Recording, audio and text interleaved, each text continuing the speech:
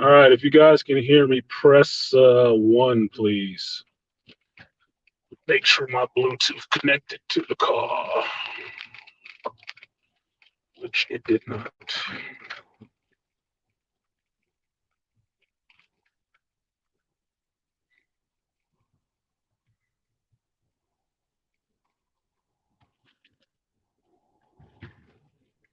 All right, if you guys can hear me, press 1, please. All right, hopefully it's clear.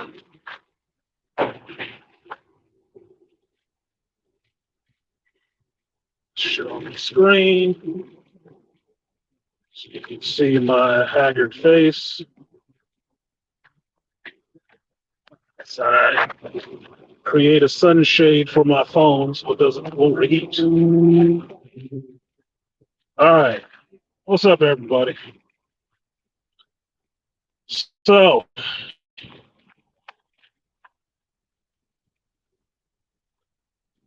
it's been an emotionally trying weeks. Today hit a new high in the sense that my mentor at the job that I'm at, the man I was actually trying to, the standard bearer, put it that way. He's been at this place for over 20 some years. He knows every residence that we work on, every fix for most of these problems. Everybody knows him. Everybody likes him. Cool dude, little Filipino, Asian guy from San Francisco by the name of Ed. Ed had been out for a while, and if you guys remember, I had been telling you that at work I had been covering for two people. I had been covering for one of my other co-workers and Ed, because Ed was out with some medical issues and was trying to come back to work on in September. The other Tech 3, my level, was out as well for some medical issues. He was going to have a surgery soon. So I, being the only Tech 3 and actually giving a damn about the team that I'm a part of, stepped up to try to fill that void of making sure their shifts were covered and the team didn't suffer as much when needing somebody to do their part of the job at work. That's what I've been doing for the last 2-3 months, right? And I don't complain about it. I complain sometimes about, the little shit because it's irritating. I don't like irritations. Doing the work and getting the work done to a high degree. Well, aside from all the interpersonal bullshit going on at the job right now, we got hit with the news today that Ed passed away last night. Now, while I was on call last night at the job, he was in the hospital and had a heart attack and passed. Now, the fucked up part about it is we had our meeting, our Thursday meeting today, and everybody was shook up. Rightfully so. Like I said, he had been there for 20 some years. He knew he was on this place when it passed through different companies' hands, and he knew everything. Everybody who came through here, he knew them. They all knew him. Very knowledgeable guy, master plumber, funny, good jokes, but good,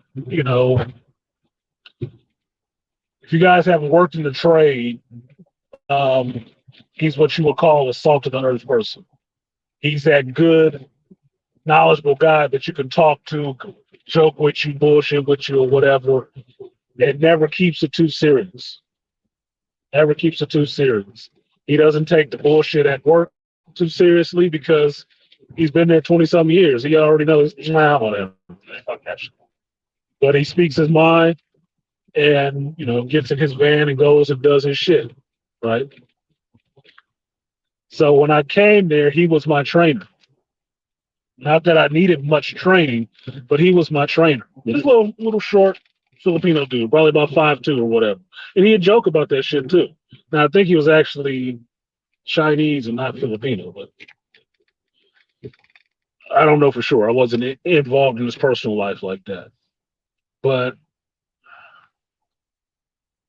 he was a mentor to a lot of people. A lot of people really looked to him. And if I had a question about anything on that job, he would be the one I would call probably first.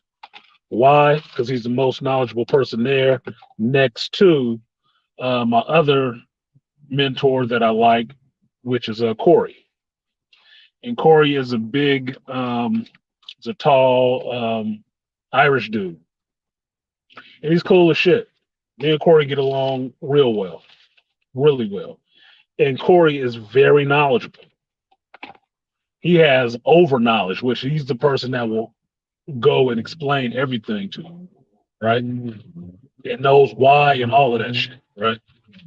So those are the two people that I look to at that job because those were the two people who knew the most and they were the friendliest.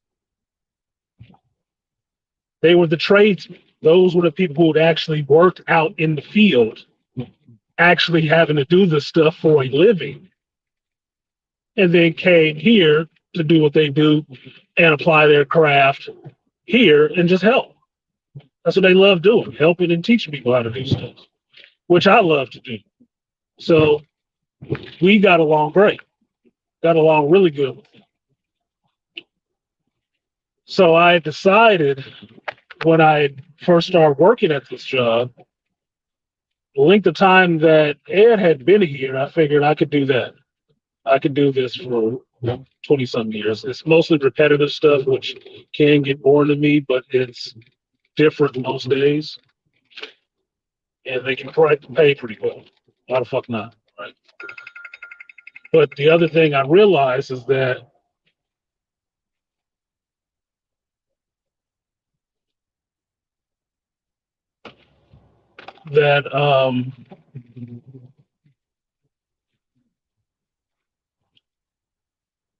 he talked about retiring. And after like 20 something years, yeah, it's about that time. He was up there in his 60s, still doing the shit, right? So yeah, but there was nobody there who had the knowledge, the skill set, or the fucking aptitude to do what he did. That's why everybody needed to rely on him so much. He'd take a vacation, everybody stumped and have to call him while he's on vacation to get answers on how to solve random shit. So I put it in my head, I'm going to be the next Ed. Thanks, BGS. That's how I put it in my head. I was going to be the next Ed, which means I already know a lot of this stuff. So what I chose to do was learn all the stuff that I did not know from him. And I would tell him regularly, you can't quit yet. You can't retire yet because I don't know everything else that you know yet. So no, you can't retire yet. Not yet. Right? Because I am of the mind, and it's good that BGS is in here to hear this because I thought about BGS today when this happened. That the biggest loss to any group is the knowledge base. That's the biggest loss to any group. That's how you go from the height of Egypt to, I don't know how they built this. I don't know how they did it. Because the people who knew how they did it died. They're gone. They shuffled off. They didn't tell nobody. They didn't write a manuscript. Nothing. They just pieced the fuck out.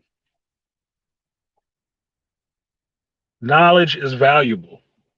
And the only place knowledge resides is from the people who've experienced it. And that's up in their head.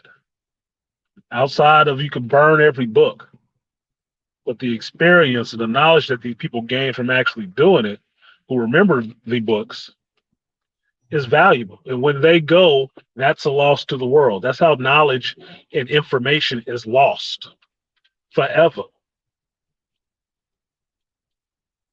So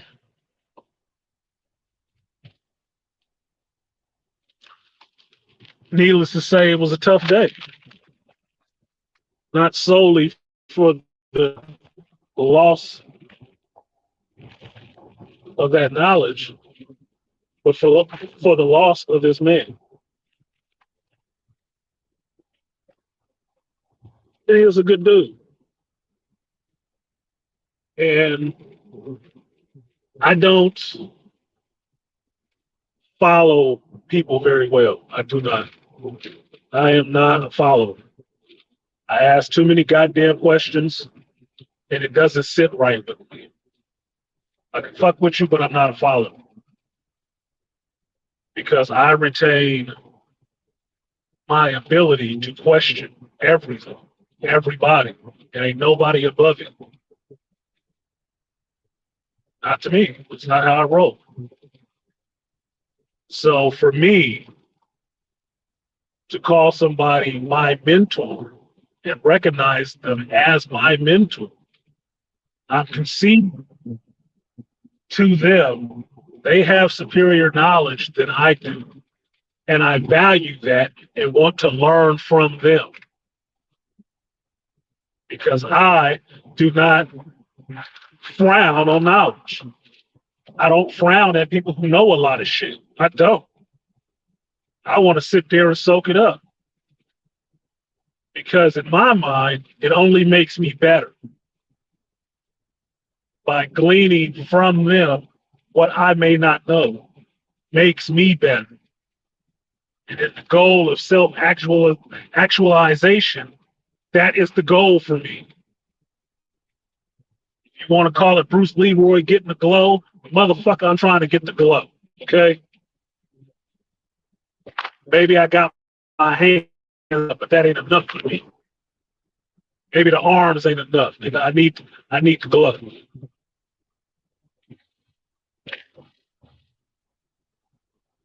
So having this person as my mentor, and recognizing and giving them that respect as my mentor, as I do with a BGS, as I do with an Angry Man. This means something to me. It means something to me. He sat in that meeting, and my director told us he passed last night. I felt that immediately. I felt that loss immediately. And I'll tell you why. Ed was going through chemotherapy. He was a smoker. He had passed some stones. He did some other stuff for the last couple of months, right? He hadn't seen him in about a month or so. He was trying to come back. He showed up about 3 weeks ago to the job. And I was in the shop working on something. And he rolled in. And I saw him. And he's a little short, kind of heavy-set guy, right? Bald on top, little ducktail in the back where all his long hair used to be, right? Looked like an old Asian Oyaboon or some shit like that, right? Triad dude, right? And when I saw him, he was thin because he had been going through chemotherapy. He was thin, but his face was still there, still recognized him. As soon as I saw him, I gave him a hug. Now, to know me, I'm not overly physical with people out in public. I'm not that touchy-feely type of nigga. Your fucking hands to yourself. If I put my hands on you, it's probably a problem. Or you do feel that permission is there, right? But out in public, I don't touch on people. As soon as I saw him, I grabbed him and gave him a hug. And I gave him shit about when he was coming back because I missed him being there. I really did. Missed that little bit of guidance on how this place moves and operates. And I missed him being there just to BS me. Like my one call of the day, if I made one, I would limit myself. Phone a friend call, like call him up, he's like, "What's up, Artisan?" Or Antonio, that's my real name. Say, "Hey man, I got this thing doing this. What do you think?" "I think it's this. What do you think it is?" "It could be that, but did you check such and such?" "No, I never had to check that." "Check that and get back to me. Let me know what you find." "All right, peace." And sure enough, it was something little, some little shit, right? And I'd check it, and then it would actually work out. And I had to call him back. He said, "Did it work?" I said, "Of course it worked, dude." Thank you, Ed. You know, I was always very humble and gracious to get his help. And that's why I didn't try to bother him a lot with that shit. Everybody else called his ass all the time for everything, even the supervisor, because he remembers when the supervisor was there working next to him. Ed don't want that position, but the supervisor even asked him for, how to do shit because he's the one who knows.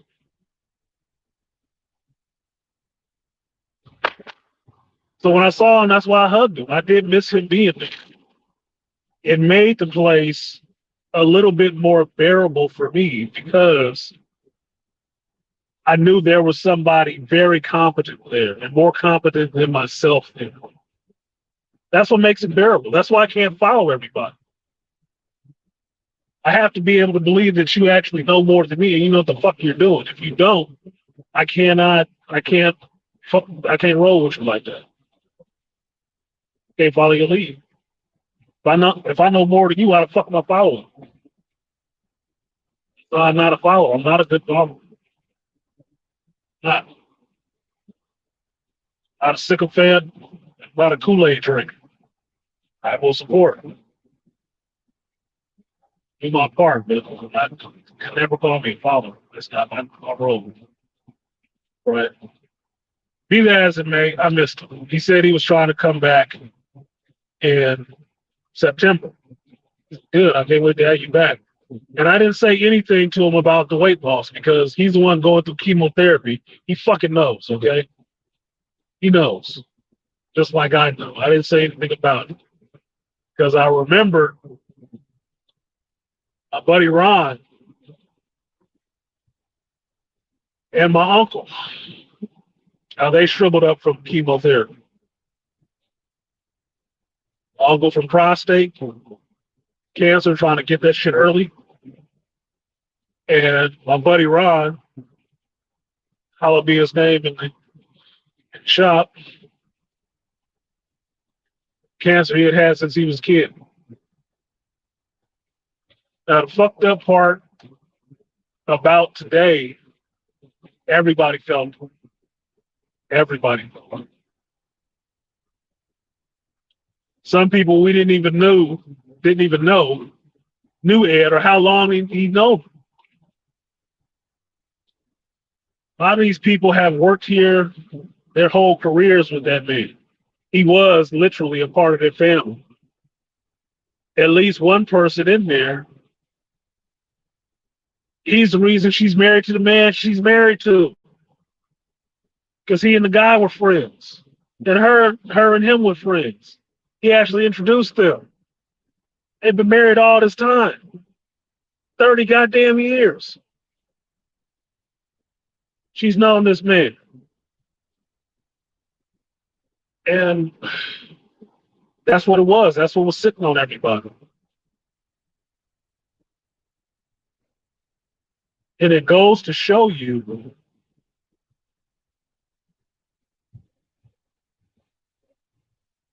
one thing to me. It shows you one thing to me. Ed wasn't rich. He worked for a living. But his impact, he was as a person, to other people around him was very rich because his impact was felt by everybody. Everybody.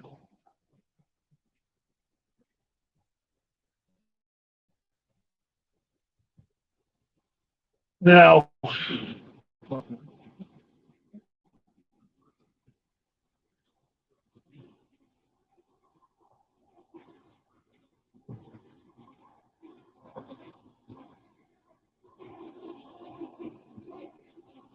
the odd part about this is sitting in there, I had a reaction and I felt it immediately.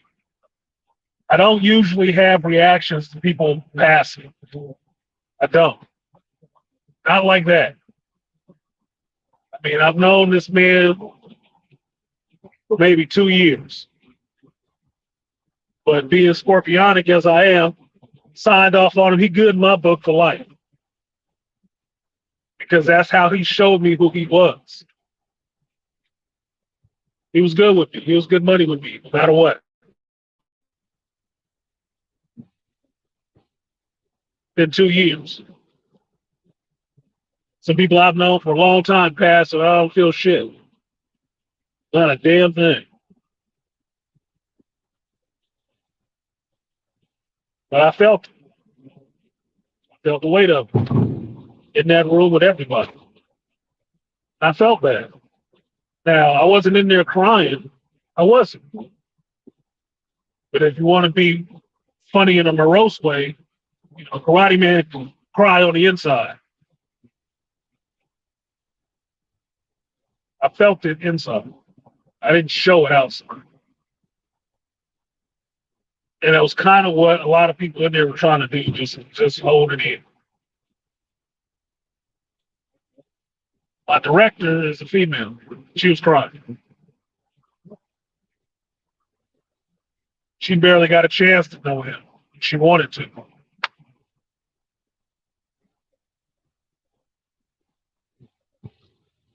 Everybody else, with known him a while, they was in there kind of fucked up.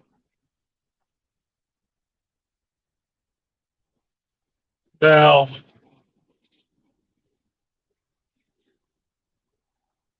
the other part that makes it more fucked up and why he may have given it up.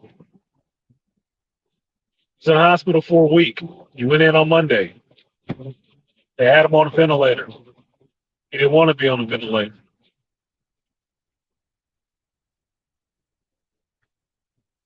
Right? And they had to sedate him to have a ventilator. Now, this part of the story reminds me of my father because Ed is going through and dealing with the same shit my father is right now. Same shit. COPD, cigarette smoke, cancerous stuff, chemotherapy, all that shit. Right? In the same way, my father is a Leo, stubborn as shit. Stubborn, nigga. It just is what it is. You don't want that shit, you don't want that shit. Last time he went to the hospital, my sister had to call me and tell me he was in there acting. They thought he was acting a fool. I didn't think he was acting a fool. I said, that man said he didn't want that shit, don't give it to him. I'm just telling you. Or you're going to have a problem. That's what you're going to get. So what the fuck? You're either going to listen to him or you're going to find another way. Because you don't want that. That's not what's going to happen. Shit. The fuck? You don't need to call me for that shit. What did he say? He in his right mind. You don't want that shit, you're going to have a hard time making them take it. But I wish you luck. It's a good thing you got orderlies in that bitch. hell. But uh, they're dealing with the same shit. So in a sense, Ed was going through all this. Now, what we got filled in on a little bit more, because I wasn't in his personal life like that, but my other coworker, Gordon, he and Ed actually roommate together. That's he lived together. So Gordon was the one who called the ambulance for him on Monday for him to go to the hospital because he was having some issues.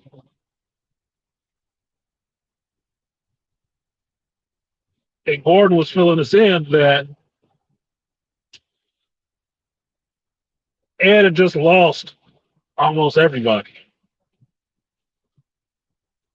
His sister, his mother, and his brother. He just lost his brother about a month ago. And this has been about a year of this where people in his family have been falling off. That's what me and his brother a month ago.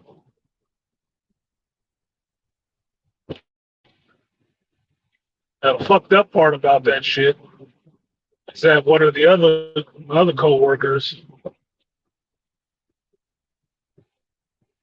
he knows Ed pretty well too, because Ed took him under his wing and really tried to work with him.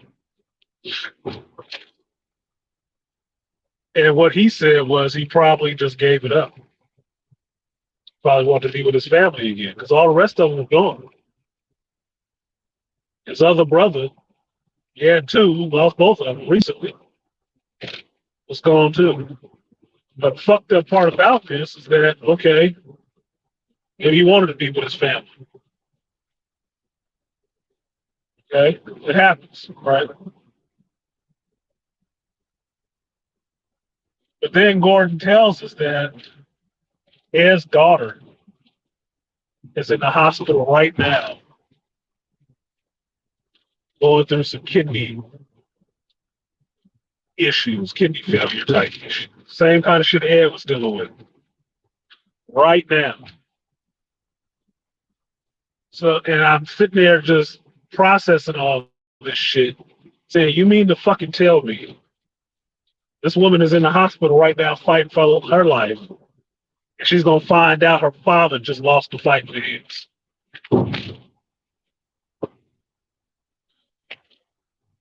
after losing her uncle not a month ago. Oh, fuck, that is a lot.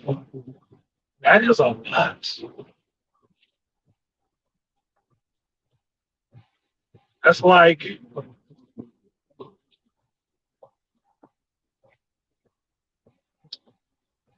like snapping down somebody. Your family, your line, your ancestors. Damn near a year.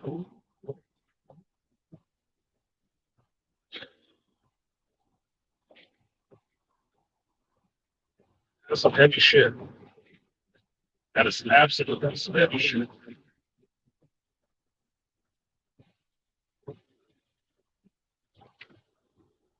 So, like I said, I was feeling the weight of that family and whatnot could be going through. What's left of it. So I don't know all the rest of the relatives and shit, but apparently,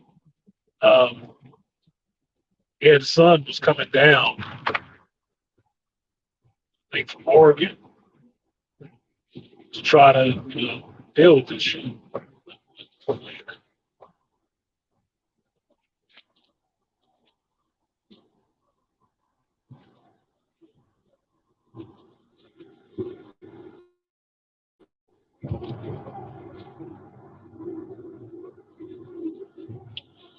60 something.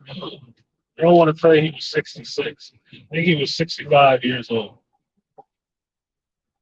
Around the same age as my mother. around the same age as my father.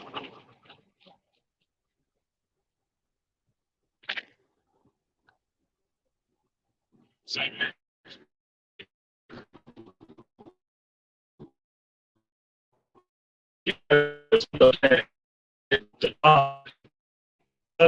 Looking at my elders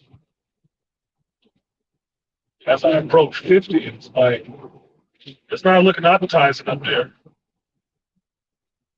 It's not looking like the best time of life up that way, up that road. Like, there's one road with many exits. Maybe you make the mile markers, maybe you don't. Mile markers, I mean, in years, 54s, 52s, 53s. You know, it's that common thought of your own mortality. Not that I don't think about this shit enough anymore, but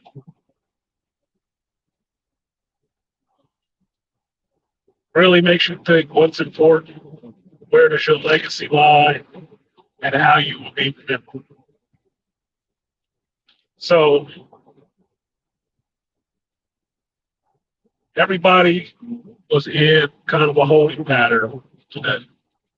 The director got on the horn, in corporate, our upper management, let them know what was going on. Hey, this person that y'all know of that's been here forever, over, has passed. And they were HR, some now, some grief counselors and shit like that. You know, standard of fairness for everybody. We had work to do, but they weren't really trying to pressure on that shit. Do what you need to for yourself, whatever you need to go home, whatever, do it. But we're going to be easy on the reins today. Right? And that's what everybody pretty much flows.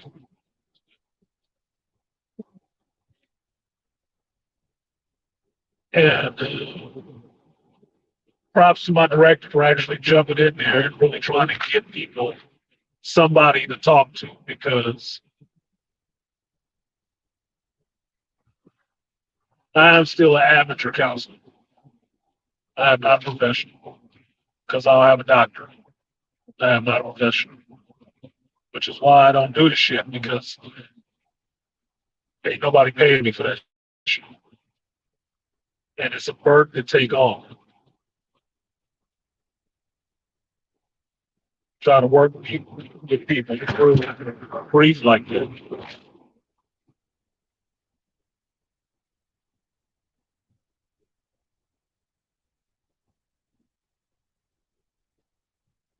So everybody is kind of screwed up today. Right? And one of my coworkers, the one who was pretty close with another one that was pretty close with his, Rich, he pulled this picture out of Ed's office, because we have a room that's called Ed's office, and it has all his plumbing stuff and desk and pictures of his godfather and stuff up on the wall. And that's what we call Ed's office, and we call Ed the Godfather. We call him at work, right? Like the Godfather. He's been there that day. And Richard pulled this picture of Marlon Brando down and had this picture of Ed sitting on my workbench. He asked me, he said, hey, can we put this together and stuff? I want to try to put his head on this.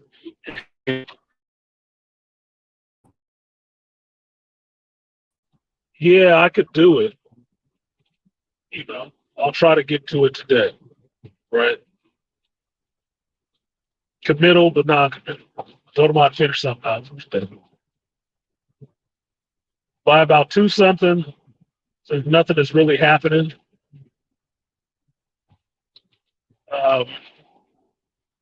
3 o'clock rolls around. I decide to start working on this now.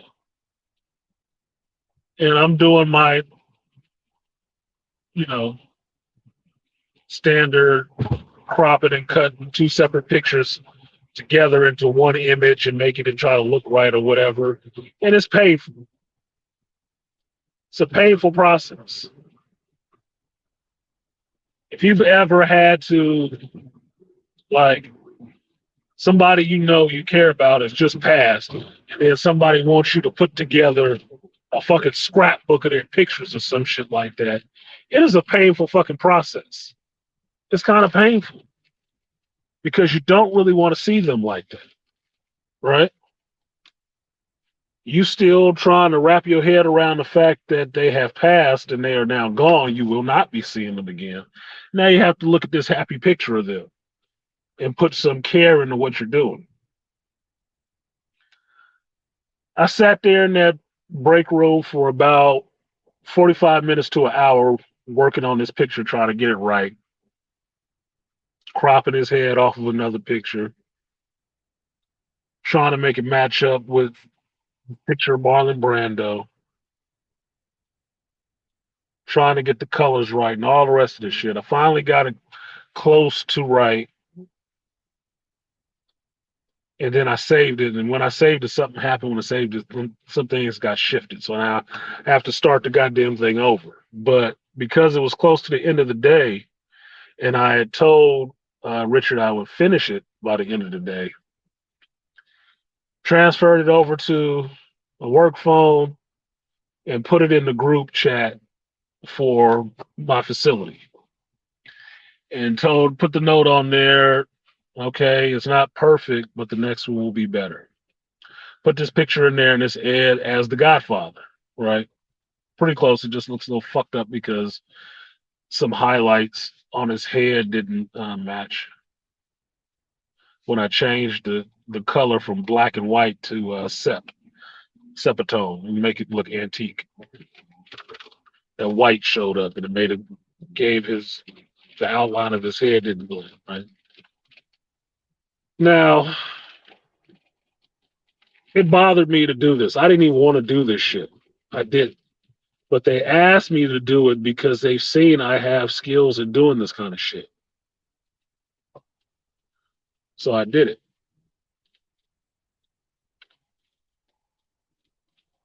There is no response, which I didn't really expect there to be a response because I thought everybody would have felt some kind of way seeing that close to the end of the day. It would have fucked with it a little bit, right? Well, not this one motherfucker. One motherfucker pipes up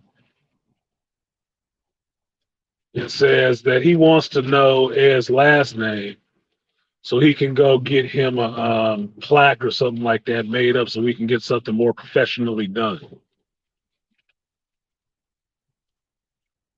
And I was immediately incensed.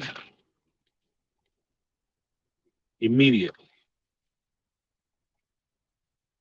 With that condescending, snide shit said. Now, mind you, this is our group chat, which means all the techs, all the managers. This motherfucker put that shit in there. And I'm sitting there.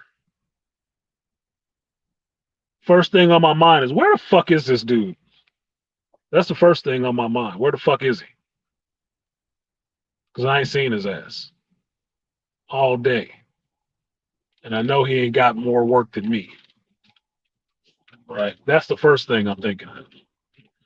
Second thing I'm thinking of is how butthurt this motherfucker got when I told him about correcting something he did wrong in a group setting,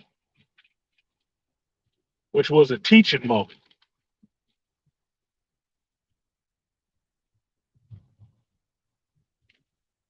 How butthurt he got about that shit and wanted to talk to me privately to say, oh man, don't do that for the group, just let me know privately. All right. But you got a problem with me? Oh, you don't want to fuck with me now because I said something to your ass in public about something you messed up and I had to fix? So now you mad? Fuck yourself. Yeah, whatever, man. That motherfucker ain't like me since then. And he was cool with me before that. One word, one statement, which wasn't even bad, said in an open forum with all of us Texas stuff sitting there. And I told you, admonished you, don't do this.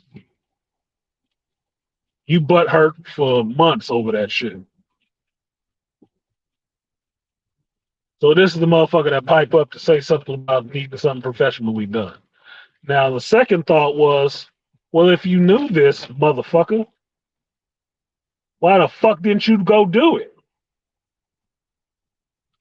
Why are you waiting to the end of the day to talk shit, but you ain't did it already? Mr. Knowledgeable. Now I was offended, basically. Because like I said, I didn't even want to do the shit. And I acknowledged it was not perfect. It wasn't bad, but it wasn't perfect either. Right? This bitch ass motherfucker want to jump in there and be snide. Now, I went ahead and got out of the group chat and I texted him directly. And what I told him was, I was asked to do this shit. I didn't want to.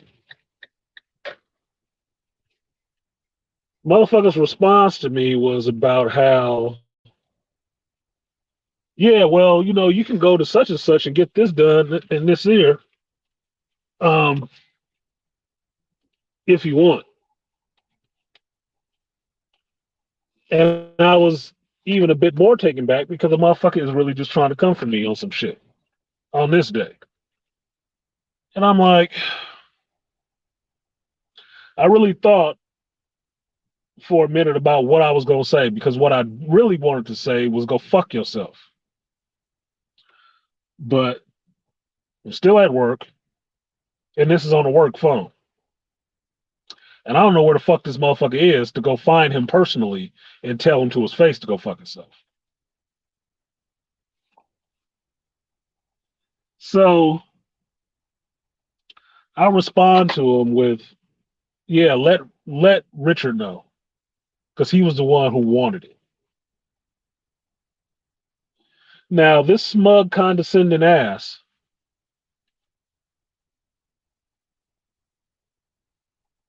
is a part of what I think is going on with, like I said, there's some interpersonal shit going on. He a part of that shit. This is the same dude that was involved in that shit I told you I got wrapped up in with HR and shit like that. On his testimony, I walked by and I heard something.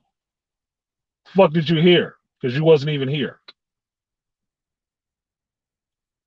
Same fucking dude. So here he is again, trying to kick some dirt on my name, or just try to kick some dirt on work that I've done. And I'm sensing the theme here with some of the shit I'm dealing with right now because somebody who was cool with me has all of a sudden just got totally cold. And the only thing that has changed recently is that motherfucker being in their ear. Now, I don't know what the fuck is going on, but like I told y'all earlier, was it today or yesterday, that I want to put an end to this shit? That's the shit that's going on right now. And it's bothering the fuck out of me.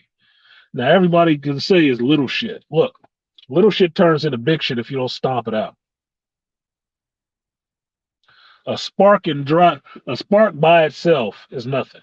A spark in dry grass left unattended will turn into a whole fucking forest fire.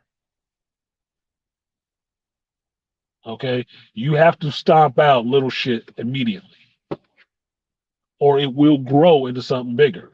Right now, this thing has not been stomped out has grown to include 3 people by my count right now, affecting people who were previously friendly with me. All of a sudden, the motherfuckers just need to keep walking away for some reason. It's weird. So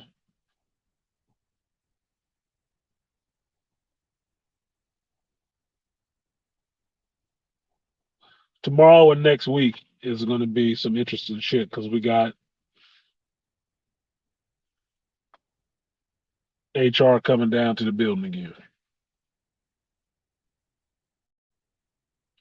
for some other shit that's going on. And what it reads like is a lot of people color struck and a lot of people trying to talk shit and get them black ones out of there. That's what it reads like.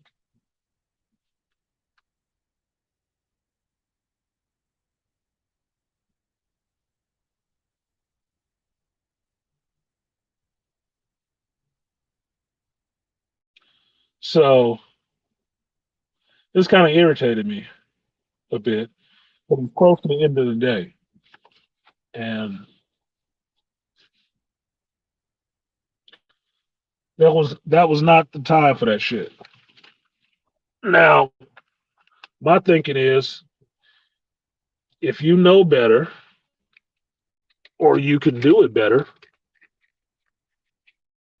why the fuck have it?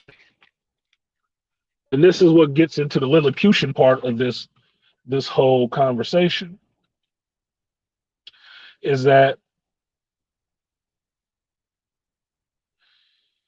motherfucker didn't offer anything all day on anything. Nothing at all. Until I put something out there that was asked of me. That wasn't just something I was just doing just because I fucking felt like doing it.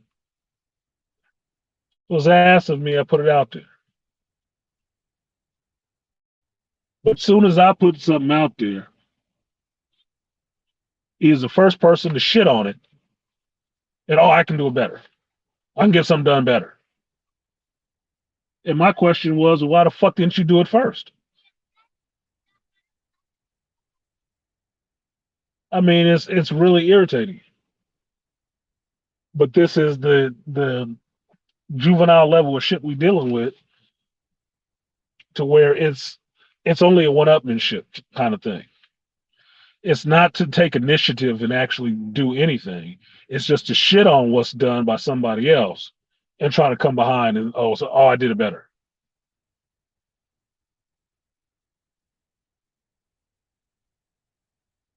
That shit is absolutely irritating. And if it ain't coming from him, it's coming from a chick.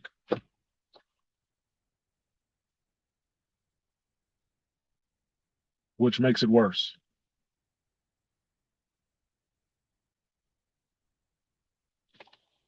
Because then that makes them fucking gynocratic goons. But question I was having was, well, if you knew all this, why didn't you do that shit? Why didn't you do that shit earlier? You've been here the same amount of time I have. You found out the same time I did. If you knew resources available where we are to get such and such done, his name is right in your motherfucking phone, you idiot. Why the fuck didn't you get that done today? Oh, I wanted to. Then why didn't you? This is the part that fucking irritates me about people. You have nothing to offer until you see somebody offering something. Then now you want to do something. Man, get the fuck out of here with that shit. Because it's me, right? Got you. Got you. I see what you want then. Because if that's the case, if you had these resources and knew all about this and you wanted to do and everything else, seems like you could have had that shit done in process this afternoon. It could have been done already. professionally done already. They could have gave it right to you. They didn't have to wait for me to come back from actually doing work. They could have just gave it to you, and you could have knocked it out for them. But where were you? Where was this outpouring and offering of superior help? Where was it?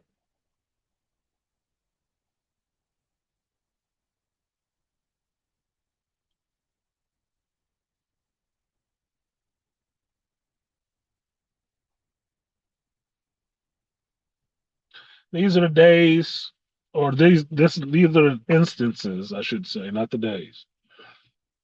These are the instances where I miss working in construction. Because working in construction, you could walk outside the gate and have that conversation with these motherfuckers. Good. And it would be no holds barred.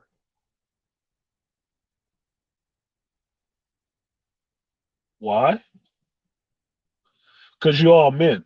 And that bitch shit don't fly around men. Not working with all men. No, it does not. You're gonna try some bitch shit like that, and it's not gonna be over no fucking text. You're gonna have to tell that motherfucker right there in his face. And he may bite his tongue while he within those walls of that gate. But once we get out that gate, we back to being just men, nigga. What was that shit?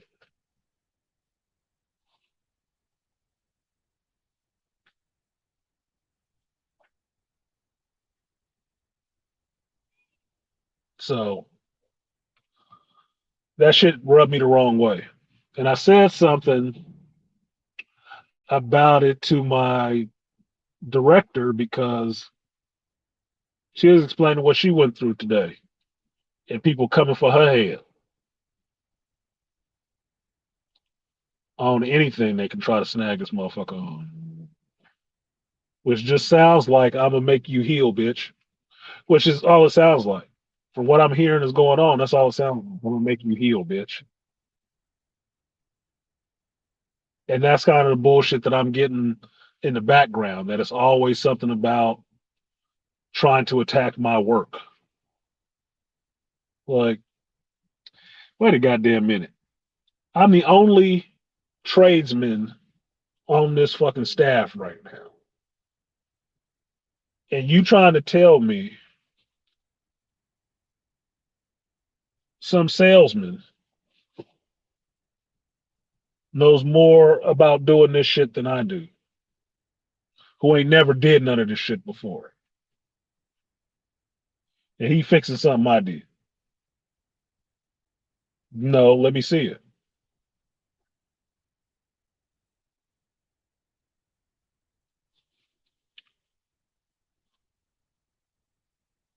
So that's the bullshit that's happening. So I don't know. Maybe I'm being overly sensitive about the shit. I'm a little sensitive right now. I don't know if it's the moon. It might be. I don't know. But I'm not dealing too kindly with motherfuckers right now. I told y'all. I'm not feeling in that mood for fucking with people screwing around with me. Especially not at work on no work shit.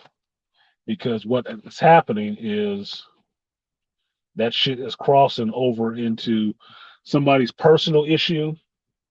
It's crossing into my professional world and trying to make that an issue and trying to fuck up my professional world. You're not going to be disrespecting me at work because you got a personal issue. Whatever the fuck it is, I have no clue. That's not what's going to be happening. Whatever personal issue you got, speak on and we can handle it. But you're not going to be trying to fuck up my professional reputation on your personal issue. Fuck yourself. If you need help, I will help you fuck yourself.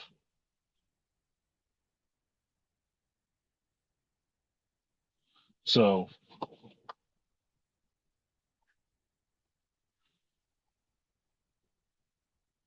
no. And that's what it's seeming like.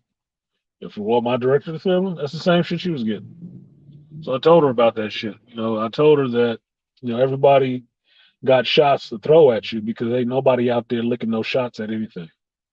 That's why they always got, you know, powder and some stones to throw because they ain't doing shit, which gets to the Lilliputian. You got something to knock, but you didn't have anything to put forward. Okay, since you mentioned it now, we should see what you got to put forward tomorrow, right?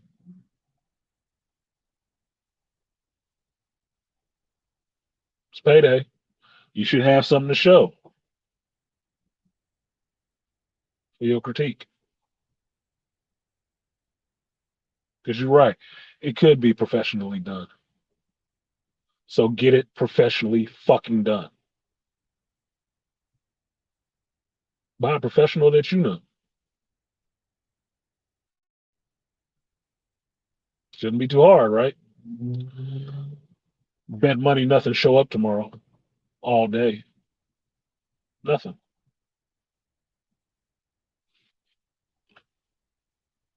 Because it's only about knocking somebody just to have something negative to say, as opposed to, hey, I was already doing this.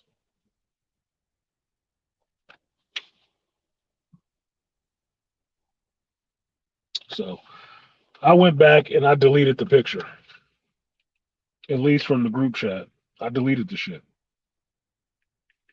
because one thing I know,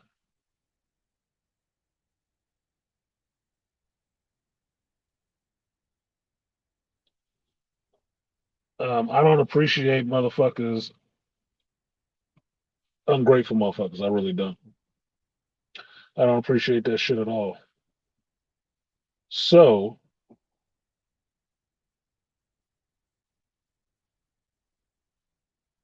yeah, turn that shit back on his ass. Yep.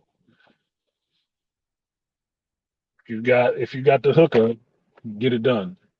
Yep. I took the shit out of there. I didn't like the shit anyway. I didn't want to do it anyway, but I did take it out of there. But the fact that motherfucker, the only thing that was said, nobody said shit. You'd act like I farted in this bitch. Nobody said a word. Like the motherfuckers get scared if I put something in there. These motherfuckers just sit in this group chat and talk all fucking day about all kind of shit that ain't got shit to do with work. I drop something in there, you'd think I farted in the room. Kid shit. Little mean girl bitch shit. Custom memorabilia will get it done, motherfucker.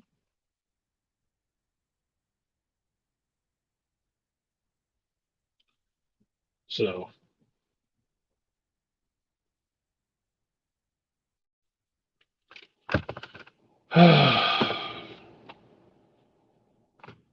so I was told to let the little shit go, and I responded that I do let little shit go, but when it's 15 of them, I have to take. When it gets to about 5 or 15, you know, you got to take notice. You gotta deal with this shit. So it ain't no let little shit go because motherfuckers thought I was just trying to get all rah rah, get all angry and shit. It's like motherfucker, look, it fucking came from me. I was dealing with my day, grieving my mentor in my way and being peaceful. This motherfucker came for me on some shit that I wasn't even thinking about, like out the blue. Like I can't miss this opportunity to kick him in the balls. Like fuck you, really? Today? Yeah, go fuck yourself. So my response to him, he didn't respond to, and I didn't think he would.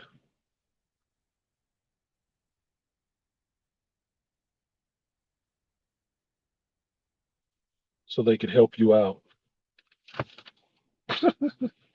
They're not helping me out. They're helping somebody else out. I was helping somebody out.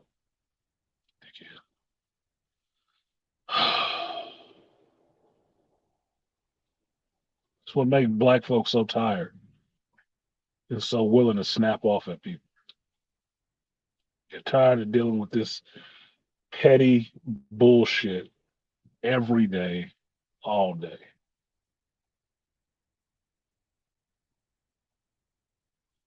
From folks who just mad because you fucking exist or you exist.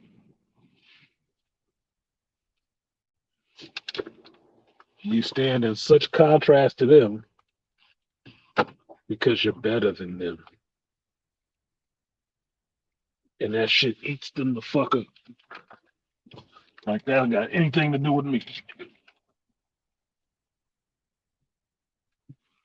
I remember I had to tell Ford that shit before because he had a whole fucking conniption about some dude he couldn't beat playing Magic. And the dude was a black dude. Throwing his cards and everything. I'm done with this game. I'm gonna fuck this game. I don't play this no more, whatever. I'm like, dude, he's just better than you. It makes no sense. I can't beat him. He hasn't even been playing that long. I've been playing this. I'm doing this. I said, he,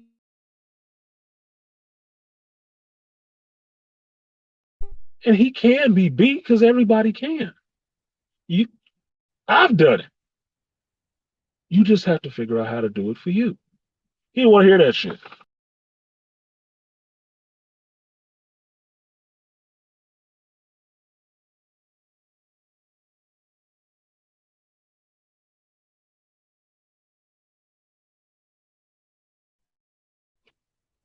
And what was that about?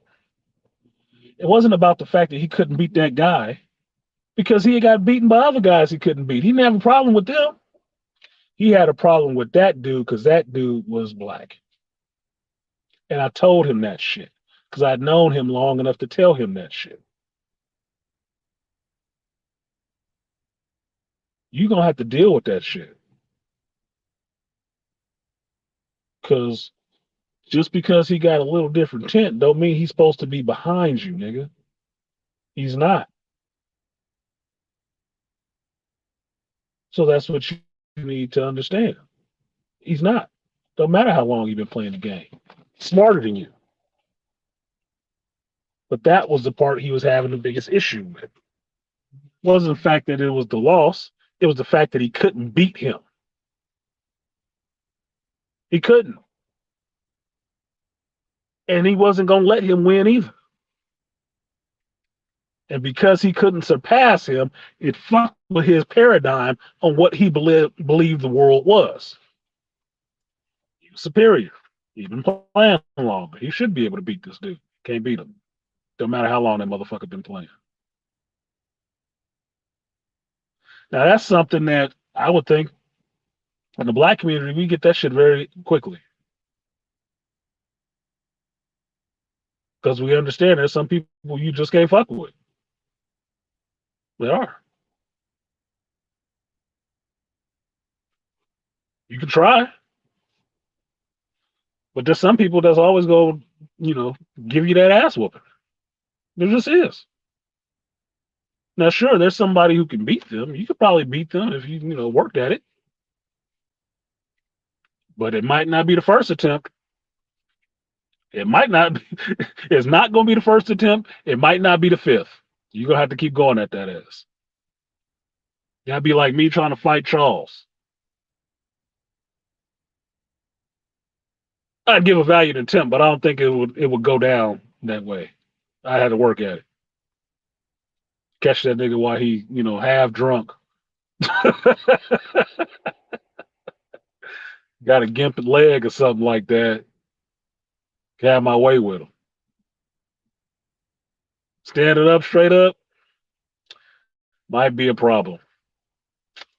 Probably be a problem. Why? I ain't did as much wrestling as him. I have not. I ain't been a cop on the streets that long.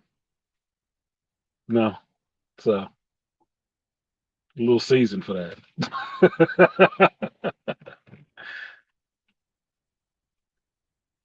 I don't believe I can take the whole fucking world. Is that line is like, I may not be able to get all of you, but I can make an example out of a few of you. Well, there you go. I love object lessons, but don't mean that everybody gonna fall.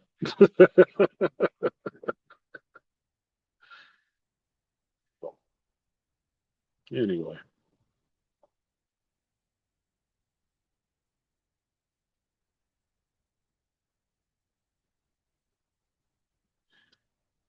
the Lilliputians.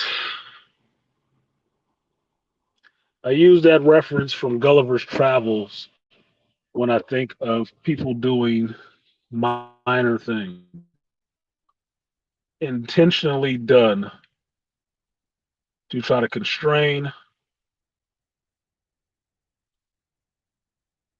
somebody they see as bigger than them. I am not a giant. I'm not. You catch me on the right day, I might not even think I'm that motherfucker. I might not.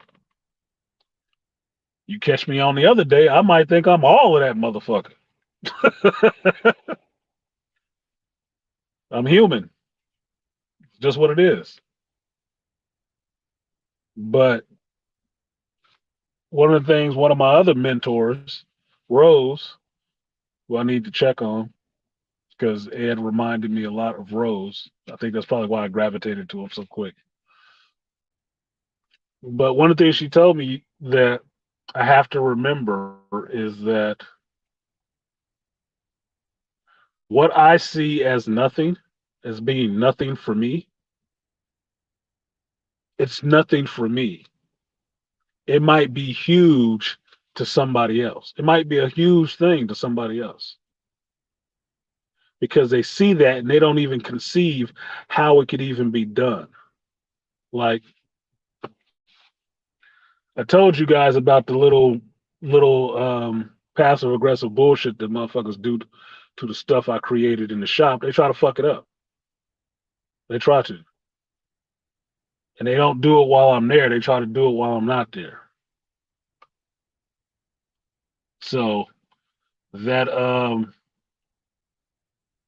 Taoist chessboard that I'm working on, somebody was throwing shit on top of it, trying to fuck it up because I left it sitting on my workbench right out in the open. And ain't waste no time in trying to throw something on top of it to fuck it up. At the same time, trying to throw paint or some other shit on my workbench. It's like all this kid passive aggressive child shit.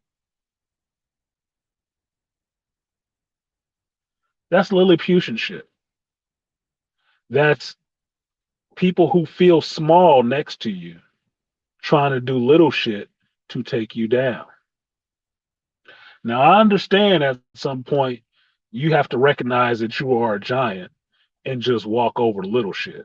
Just like I understand that, sometimes you just take the high road and let people be, right? But there's two things I've learned in life. Sometimes taking a high road just separates you from people, and you need to come down there to deal with that shit, or you need to drop some bombs on them from on high because you can see them all day, like my buddy Ron would say. I can see you all day. I can drop shit on you all day from up here.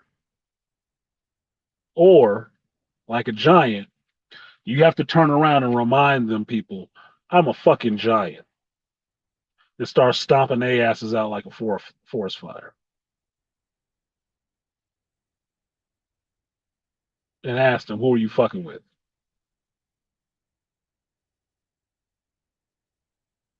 You have to. Otherwise, it keeps going. It'll just keep going until it does become a problem that you cannot surmount. Think of it like this: one hyena will never run up on a lion. Never. It would be tantamount to suicide for one hyena to run up on one lion. But you know what? You get 5 of them bitches running around there and laughing and giggling. Oh, they'll take down a lion, nigga. They will. The lion will put up a good fight. You will make an example out of a lot of them. But enough of them fucking hyenas will rip that motherfucker to shreds. Because you can't fight everybody at the same time on multiple fronts. You have to deal with the shit that's in front of you. And if it's 7 hyenas, lion got 2 claws and 1 mouth. The other 4 can fuck him up. Just saying.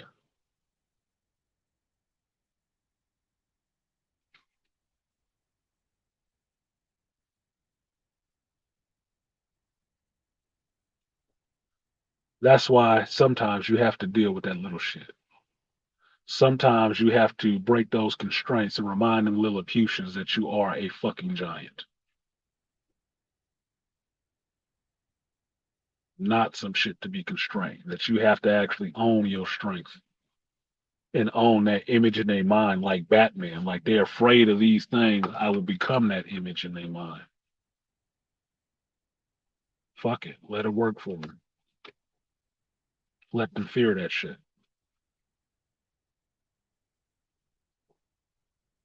Because mind you, I ain't fucking with nobody here. All I'm doing is my dizzle. And all I actually want from that job, and I've spoken on in that job, is for the people that do it to give a little bit more fucking care to the houses they actually work on and learn how to do that craft a bit better. Because I don't like coming back and having to spend my time to fix their half ass shit. I don't. So they can be mad at that shit all day. And they can be mad that a black dude had the audacity to tell them that shit. Be fucking mad. I'm not the only one in the world.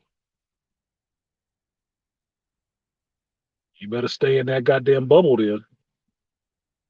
Because there's a whole lot of other black folks out here who got more on the ball than me that could tell you a lot worse and a lot more eloquently than I could that you fucking up and your work is substandard. It needs to get better. I'm not your supervisor. I don't have to be that goddamn polite.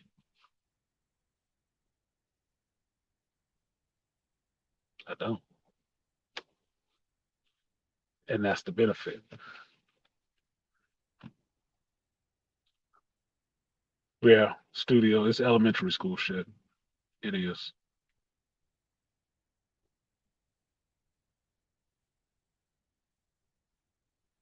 Mean girl, ignoring, don't help, won't say, no response. It's all bitch shit.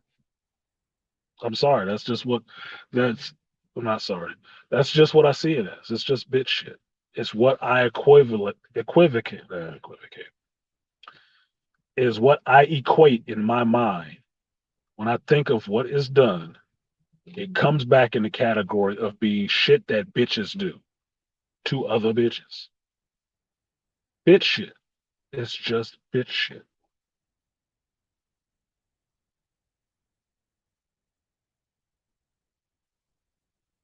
At the level that they do it, of what it is what raises it to preschool, elementary, junior high school. It's the level of it at that point. What up, D Scott? It's just bitch shit. Elementary school bitch shit. People with blank faces just feeling some kind of way because you are not what they figured you should be.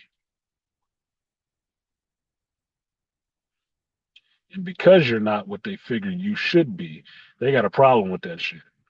And trying to find a way to bring you down to their size so you can be what they figured you should be. That's all that shit is. Lilliputian shit. Get that giant down here to size so we can walk on his chest. Tell him what's up. No, nigga.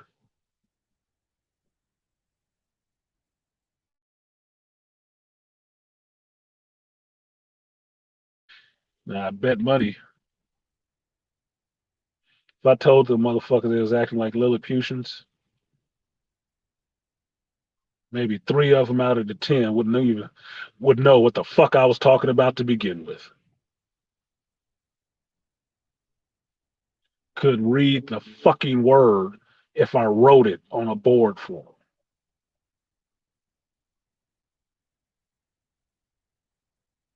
But these are the motherfuckers that got the issue with me.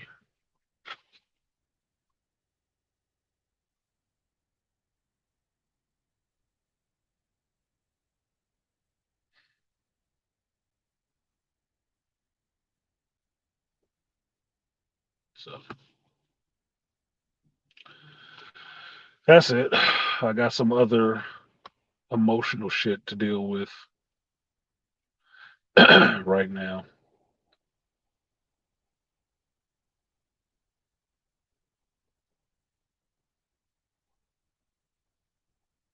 Astrology said this month was going to be some shit, and I thought I was prepared for it, but it has been some shit in some different way, and I'm having to use a lot of restraint and running out of it. Actually, I'm having to lose a lot of restraint not to keep flashing off on motherfuckers. Like for real, it is like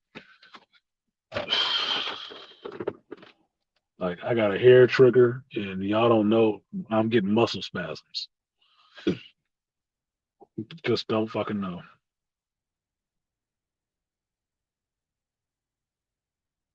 They say appeal to the greater good, and I'm like, maybe the greater good would be just, burying your wrist in somebody's mouth. Might be satisfying. It might be satisfying. That's that side of me. Me and my sister was laughing about. Talk to my sister, and this is my younger sister, mind you. I'm the oldest out of everybody, but this is my younger sister. What about somebody fucking with you out there on lane? Let me have to come up there and fuck somebody up about my brother. My sister will go in. She make me laugh because I know she's serious. Fuck with my brother. You don't be fucking with nobody. I don't know why people always be fucking with you. It's good because that's what they think because it's that nice shit.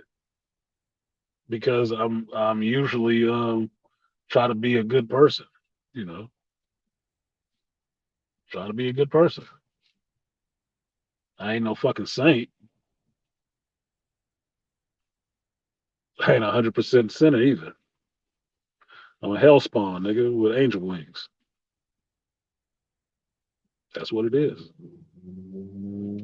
So I try to be decent with folks, try to be good to folks, show them a little bit better than somebody else might have showed them. And for that, I get the ascribed punishment for doing those good deeds because no good deed goes unpunished. I am punished regularly. August started with a full moon and ends with one. Plus Mercury retrograde takeover. Yeah, Toya, this is some bullshit this month. It is some bullshit this month. There's a whole lot of shit that I'm trying to hold on to and keep fucking together without going the fuck off because UGS will tell you Scorpios are emotional. They're the emotional powerhouse of the zodiac. That is not a lie, my nigga. Still waters run deep, and water will heat up and scald your ass. Just like it will give you sustenance, it will take your fucking life. I am a water sign, and this shit is on the boil. Okay, shit is on the boil. Ridiculous.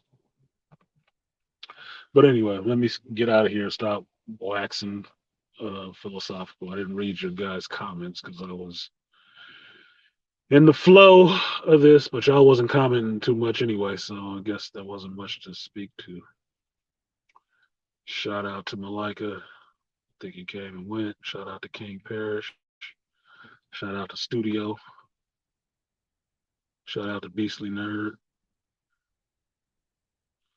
Shout out to Toya, the tutor. Shout out to BGS for Dropping five on the plate. Thank you, BGS. I wasn't doing this before for pay, but I appreciate it. One stream is still one A stream. Um, oh, did turn it off, didn't I? Karan said my condolences. Uh, Thank you, Karan. Condolences to his family. I mean, it's a loss, but it's a loss to me in the sense that, co-worker, mentor wasn't my family member. I didn't know his whole life. I'd only known him 2 years, and so condolences to those people who really hurt him. Because even my little Chubalita at work, who I get into it with at times because she always trying to shit on me, low key trying to shit on me. I gave her some counsel today. Sat with her today, the one who's known him for like 30 something years, and she had to leave early finally because she found out last night because her husband was at the hospital with Ed when he passed. And her husband has known Ed longer than she has and was instrumental in them coming together to be husband and wife. Her husband was in a bad way later on in the day. She had to leave to go be with her husband. And sure enough, she came up to me and I gave her a hug because she was bawling when she was leaving. And we don't get along sometimes. We don't. But I told you before, man, I am to be good with people. And it don't cost nothing for me to be trying to listen to people. She was feeling it. She was feeling it. She was breaking down and having to go back with her husband who was breaking down to be there for him. And she came for a hug. I gave her a hug. Thought it'd be okay. Get it out in the car and you know try to be there for him by the time you get to the house. Drive safe, because she will drive fast and get fucked up. But drive safe. Because I don't even know how she made it to fucking work, knowing that he passed and drove to work. I don't know how she did that shit without having an accident. I really don't. Because as soon as we found out that she was here and she knew, it's like, who driving her fucking home? Because there ain't no way she driving home. No fucking way. But she drove home today. So hopefully her and her husband can be there for each other and grieve together because they are going to be grieving together. And that's part of what I sat with her and talked to her this morning. I told her, it's like, look, you're supposed to cry. And crying shows that you fucking cared, that it meant something to you. Because the realest thing in this world, shout out to Method Man, is pain. That's the realest thing in this world. Because everybody feel it. And there's no denying it when you feel it.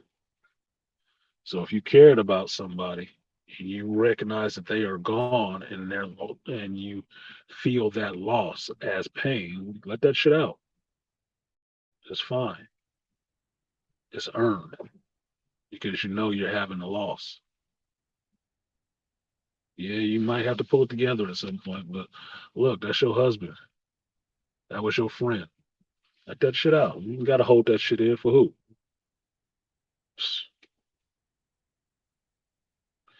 Yeah, my tears ain't nobody business, Toya. To myself.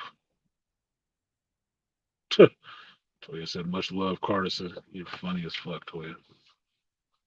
Funny as fuck. You got a problem too, Missy, because my 30-year friendship buddy lives in Texas now. He's not in Atlanta anymore. He lives in Texas. So I'm gonna have to make a trip down to Austin to see my homeboy and see what he want me to get into with him down there in Austin and get tight with my folks. So watch yourself. Watch yourself. Everything is pointing to me visiting Texas for some reason. So maybe God want me in Texas. I don't know. No, no, I could have some weapons that I want. Shit, I could probably hook up with Coleon Noir. Me and him could hang out and go shooting together. I'd fuck with Coleon. So, other than that, that's it. I'm gonna get out of here. Rambling and babbling, not exciting YouTube content at all. But I will say,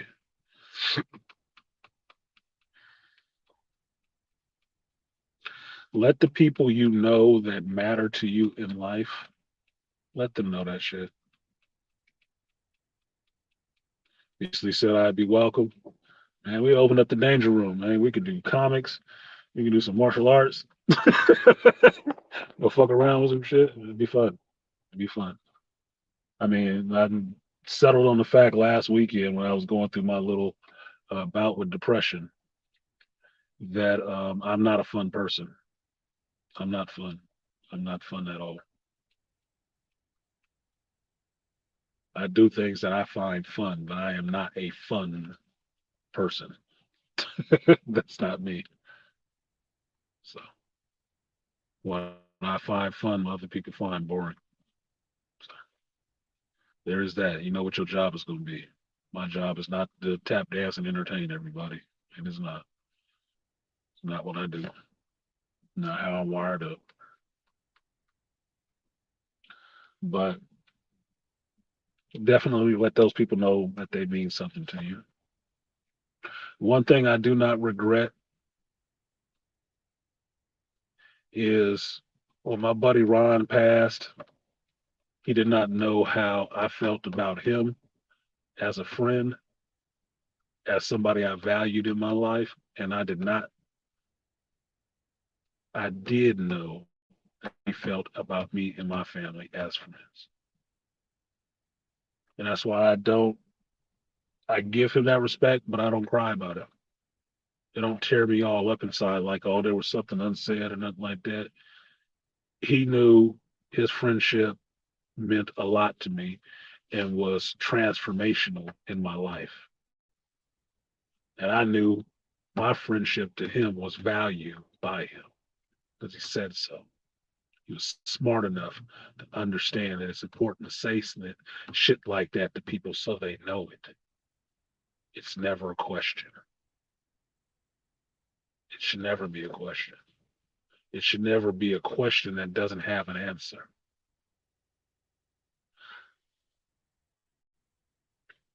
I've never not told my kids I love them. I've never not told my kids I'm proud of them for what they do and who they are as people, not just because they winners. No, just for being who the fuck they are. I'm happy for that because they could have been lost in some sheets somewhere. My friends, people I've loved, even fucking chicks I've loved, they know what the fuck it is, whether they appreciate it or not, or want to recognize it or not. I have never lied. I keep it 100. There is no falsity in none of that shit. You cannot believe it if you want to. It may not be convenient for how you feel at the time when you just want to hate a nigga, but that's your business. That's your choice. There ain't nothing I said I take back because ain't nothing I said false.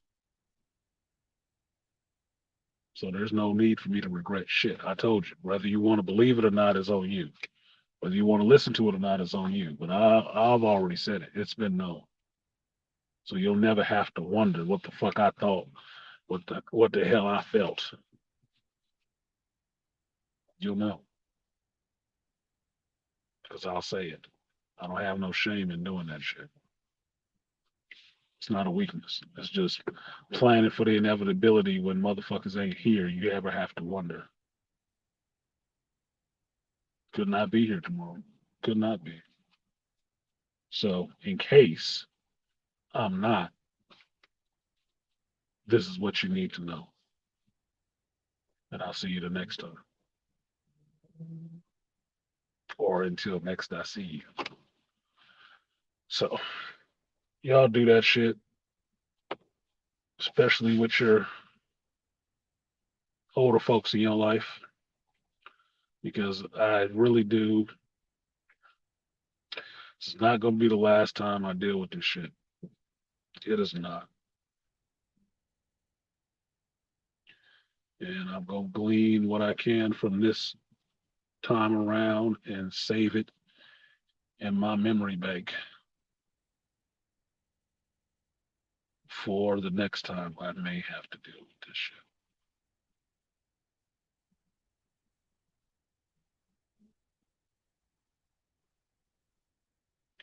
Or when the time comes when I have to deal with this shit again.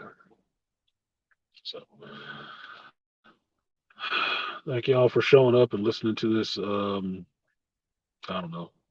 Guess somebody could say I was fucking bleeding all over the place. I don't give a fuck. Whatever. You call it what the fuck you want to. Dave Chappelle said, I'm having a human experience, nigga. You should try it. So